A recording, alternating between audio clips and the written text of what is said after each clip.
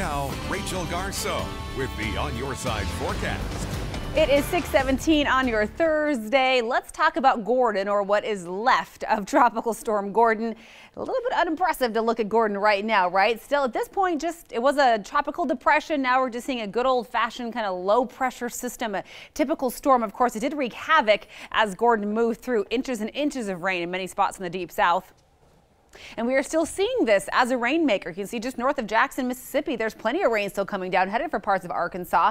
So it's not completely fizzled out yet, but it is getting there and will slowly lose steam in the coming days. But it could still last for a couple more days, believe it or not. Now we are seeing a little bit of moisture across the west this morning. Not a whole lot. We have high pressure here anchored to our south. And then as that clockwise rotation comes through, and we have an area of low pressure kind of right over Northern California, providing some lift in the atmosphere. You put those two things together and we are seeing a couple of very light little spotty showers across the region. And there's enough instability out there that the National Weather Service has issued a red flag warning for these areas you see here in red, mostly north of Sun Valley and north and east of Stanley, stretching towards Salmon. So the Salmon National Forest and the Chalice National Forest could see some thunderstorms before the day is done. That's why that red flag warning is in place.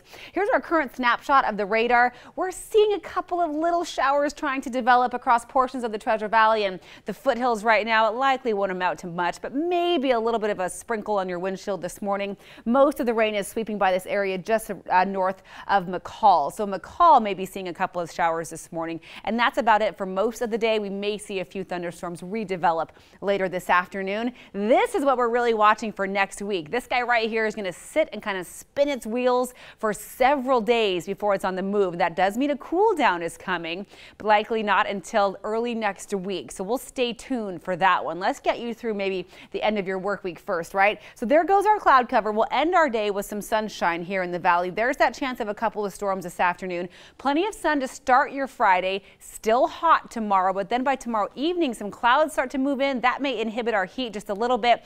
And those clouds are coming along with a little wave of low pressure that will serve to drop temperatures into more comfortable territory for Saturday. Still warm, still above average, but we'll say goodbye to the 90s at least, which is maybe good news for some of you. 95 today in Ontario and Vail, 94 expected for Boise and Mountain Home.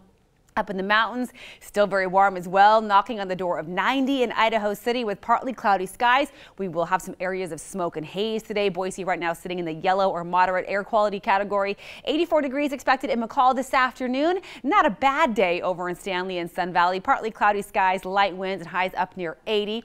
Over in the Magic Valley, it'll be another warm, slightly breezy day. Tomorrow, the 90s stick around, and then we have lots of sunshine over the weekend. We'll hover in the mid 80s from Saturday through Monday before that cool air really comes in next week, dropping us into the 70s.